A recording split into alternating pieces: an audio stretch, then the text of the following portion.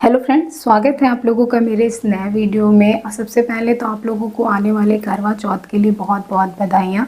करवा चौथ आने वाला है तो फिर ऐसे में जो महिलाएं प्रेग्नेंट हैं उनके लिए बहुत बड़ा कन्फ्यूज़न हो जाता है कि इस व्रत को करना चाहिए या नहीं करना चाहिए, क्योंकि जो इस व्रत के रिचुअल्स है वो यही है कि इस व्रत को निर्जला किया जाता है, चाँद देखने के बाद ही पानी पिया जाता है।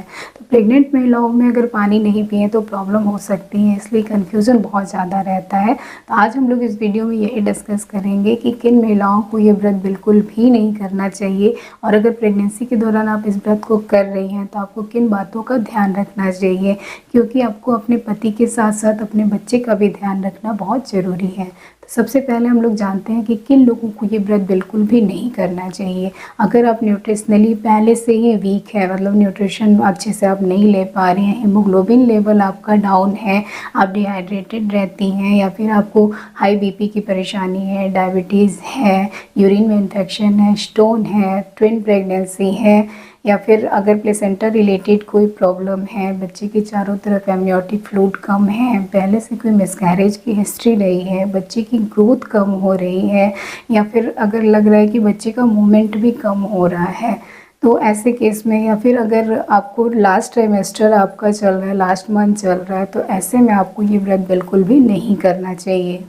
देखिए, व्रत तो हर साल आएगा, लेकिन इस समय आपकी जो सबसे पहली प्रायोरिटी है, सबसे पहली जिम्मेदारी है, वो आपके अपने बच्चे की है। अगर आपका फर्स्ट ट्राइमेस्टर चल रहा है, ऑलरेडी आपको बहुत वोमिटिंग हो रही है, भूख नहीं लग रही है, आप डिहाइड्रेटेड हैं, ऐसे में तो आपको व्रत रहने के बारे में सोचना भी नहीं चाहिए, क्योंकि अगर आप व्रत करती हैं तो आपकी प्रॉब्लम और ज़्यादा बढ़ जाएगी। लेकिन अगर आप सब कुछ खा पी पा रही हैं, अच्छे से भूख लग रही है, वोमिटिंग जैसी ऐसी कोई प्रॉब्लम नहीं हो रही है, तो आप व्रत आराम से कर सकती हैं। लेकिन आप एक बार डॉक्टर की सलाह ज़रूर ले लीजिए। अगर आप व्रत करती हैं तो आपको hypoglycaemia, dehydration, nausea, vomiting, bloating जैसी प्रॉब्लम हो सकती है। तो मेरी राय ये है कि अगर आप व्रत कर भी रही हैं तो सेमी फास्टिंग कीजिए, मतलब आप व्रत करिए लेकिन फलाहार कीजिए। आप दिन में फल, छाछ, नारियल पानी, नींबू पानी, स्मूथी, दूध, मतलब कुछ कुछ आप लिक्विड ऐसे लेते रहिए। लेकिन बहुत सारे लोग ऐसा नहीं करना चाहते, उन्हें लगता है कि मुझे निर्जला ही करना है। तो अगर आप एक्टिव हैं, अगर आपको लग रहा है कि आप इतनी हेल्दी हैं कि आप कर सकती हैं, तो करने में कोई प्रॉब्लम नहीं है, आप आराम से व्रत करिए। लेकिन आप उस दिन ध्यान रखिए कि बहुत ज़्यादा कोई भी एक्टिविटी मत कीजिए, दिन भर घर में रेस्ट कीजिए, अननेसेसरी कहीं बाहर आइए जाइए नहीं।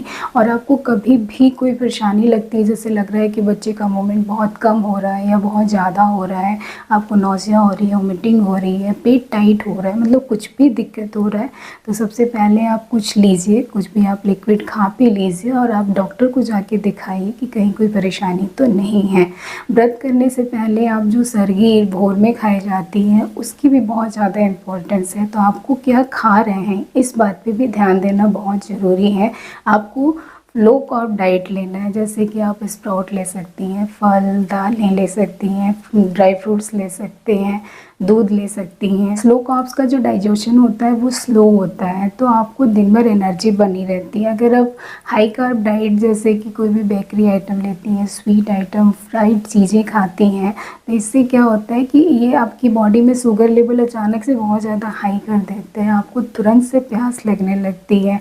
जो टीवी या सीरियल्स में दिखाया जाता है, वो सरगी की जो फ़ोटो दिखाई जाती है उसमें तो प्रॉपर फ्राइड आइटम, पूड़ी, मिठाई सब रखा होता है।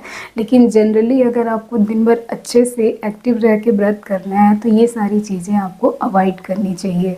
एक बात का और आपको ध्यान रखना है कि खाली पेट आपको फ्रूट जूस नहीं लेना। अगर आप खाली पेट फ्रूट जूस लेती हैं तो इससे भी आपको एसिडिटी हो सकती है।